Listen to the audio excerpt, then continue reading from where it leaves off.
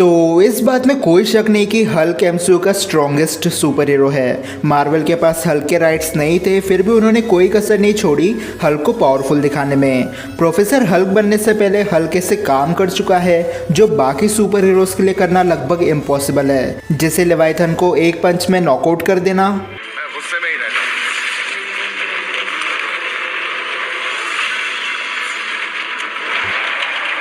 या सर्टर को अकेले मारने चले जाना। लेकिन इतना पावरफुल होने के बाद भी एमसीयू में कुछ ऐसे सुपर विलन्स हैं जिन्हें Hulk face to face battle में बीट नहीं कर सकता। और आज हम ऐसे ही सुपर विलन्स की बात करने वाले हैं जो हल्क से ज़्यादा स्ट्रॉन्ग और पावरफुल है।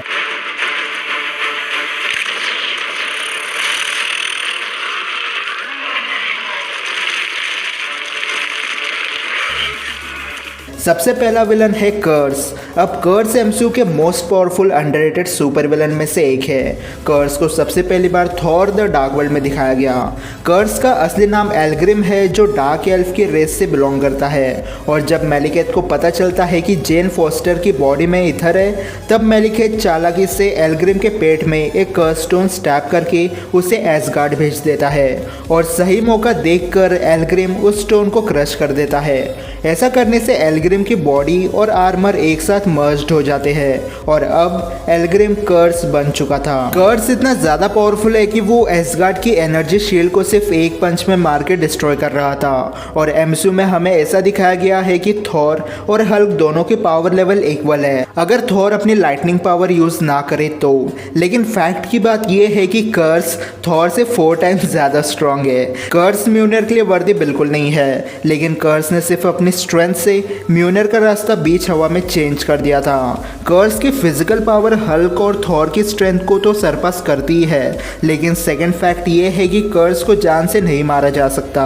वो एक इमॉर्टल बीइंग है और कर्स थॉर को जान से मार देता अगर लोकी अपनी चालाकी से ब्लैक होल ग्रेनेड को एक्टिवेट ना करता तो। पर सच कहूं तो आज तुम सारे जिद्दी अड़ियल बेहुदा सन के लोगों को तड़पाकर मारने में मुझे बहुत मजा आएगा। सेकंड सुपर विलन है थैनोस। अब थैनोस ऑन स्क्रीन हल्क को फिजिकल फाइट में बीट कर चुका है। अब मैं पहले ही बता दूं कि यहाँ पर थैनोस ने पावर स्टोन का बिल्कुल यूज नहीं किया था। और फैक्ट नंबर 3 ये है कि पावर स्टोन किसी भी बीइंग की फिजिकल स्ट्रेंथ को एम्पलीफाई नहीं करता है। उस फाइट में हल्क को कैसे भी करके हारना ही था। सबसे पहले तो हल्क के सारे अटैक्स थैनोस के आर्मर पर लगे थे, इसलिए थैनोस को हल्क के पंचेस से ना के बराबर डैमेज हुआ था। और दूसरी बात यह है कि थैनोस के पास हल्क से ज़्यादा फाइटिंग एक्सपीरियंस है। अगर आप हल्क और थैनोस की फाइट देखोगे तो आपको पता चलेगा कि हल्क बिना कुछ सोचे समझे पंचेस मार रहा था, जबकि थैनोस ने अपनी स्पीड और फाइटिंग टेक्निक का यूज़ करके हल्क को सिर्फ कुछ सेकेंड्स में बीट कर दिया।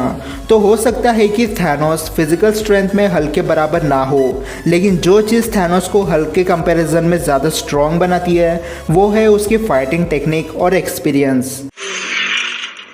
कुछ नहीं बचा सकते तुम, तुच्छ है तुम्हारी शक्तियां मेरी शक्तियों के आगे। थर्ड सुपर विलन है एबोनिमो। अब एबोनिमो फिजिकल लेवल पर हल्क के आसपास भी नहीं आता है, लेकिन जो चीज़ उसे हल्क से ज़्यादा पावरफुल बनाती है वो है उसके टेलीकिनेटिक एबिलिटीज़। अपने टेलीकिनेटिक एबिलिटीज़ का यूज़ करके एबोनिमो ट्रीज को आराम से उखाड़ सकता है, कंक्रीट को शार्पनेल्स बना सकता है। और डॉक्टर स्ट्रेंज तो एबोनिमो के सामने हार गया था। इवन मो के सेंसेस इतने ज़्यादा अच्छे हैं कि वो बिना देखे खुद को प्रोटेक्ट कर सकता है और एनिमीज पर अटैक भी कर सकता है। और अगर एबोनिमो और हल्क की फाइट होती है तो अपने टेलीकिनेटिक पावर का यूज करके वो हल्क को आराम से बीट कर सकता है। अच्छा, तो तुम लोग ये भी नहीं जानते कि मैं हूँ कौन? फोर्थ सुपर विलन है हेला। तो हेला ओडिन की पहली बेटी और गॉडेस ऑफ डेथ है। हेला इतनी ज़्यादा पावरफुल है कि हिस्ट्री की सबसे बड़ी लाइटनिंग स्ट्राइक उस पर हो गई थी, लेकिन उससे कुछ नहीं हुआ।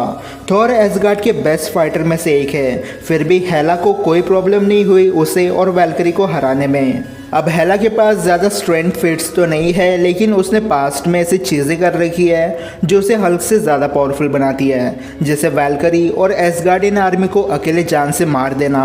अब हेला को लेकर ये मिथ है कि अगर वो एसगार्ड के बाहर हो तो वो कमज़ोर हो सकती है, लेकिन ऐसा नहीं है। ओडिन ने हेला को 1500 साल एसगार्ड से बाहर एक दूसरे डायमेंशन में बंदी बनाकर रखा था, लेकिन जब हेला उस डायमेंशन से वापस आई तब उसने बिना किसी दिक्कत के म्यूनर को तोड़ दिया, जो प्रूव करता है कि हेला एसगार्ड के बिना भी काफ़ी ज़्यादा पावरफुल है। हाँ मैं जानता हूँ, पर ये हराएगा। अगला सुपर विलन है सर्टर। अब सर्टर वही है जिसने एसगार्ड को जड़ से डिस्ट्रॉय करके रख दिया। इटर्नल फ्लेम की वजह से सर्टर की पावर लेवल हल्क से भी ऊपर है, और ये हम रैग्नारोक में देख चुके हैं कि सर्टर हेला के सामने पूरी एसगार्ड को डिस्ट्रॉय करके रख देता है, लेकिन हेला सर्टर के सामने कुछ नहीं कर पाई। और हल्क ने भी सर्टर पर अटैक किया था, लेकिन सर्टर ने हल्क को एक इंसेक्ट की तरह पकड़ के फेंक दिया। अब अच्छी बात यह है कि सर्टर का गोल एसगार्ड को डिस्ट्रॉय करना था, ना कि किसी एसगार्डियन को। और सर्टर चाहता तो आराम से एसगार्डियन, थॉर और हल्क को मार सकता था, लेकिन उसने ऐसा नहीं किया।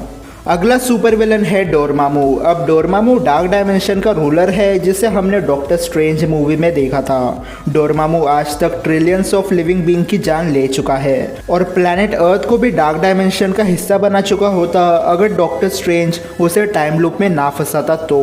लेकिन फैक्ट की बात यह है कि एमसीयू में डोरमामू अभी भी जिंदा है, और हो सकता है कि वो हमें फ्यूचर में वापस देखने मिल जाए। एमसीयू में और एक ऐसा सुपर विलन है जो हल्क से काफ़ी ज़्यादा पावरफुल है, लेकिन आप मुझे कमेंट सेक्शन में बताओ कि वो सुपर विलन कौन सा है। वैसे मैं बता दूं कि वो सुपर विलन एक लेजेंडरी सुपर हीरो का पप्पा है। तो ये थे कुछ ऐसे सुपर विलन्स जो हल्क से ज़्यादा पावरफुल है या स्ट्रॉन्ग है फिजिकल स्ट्रेंथ में। लेकिन अब आप मुझे कमेंट सेक्शन में बताओ कि आपको ये लिस्ट कैसे लगी, और अगर आपको वीडियो पसंद आए होगी तो इस वीडियो को लाइक और शेयर करना बिल्कुल मत भूलना। तो मैं मिलता हूँ आपसे अगले वीडियो में, तब तक गुड बाय।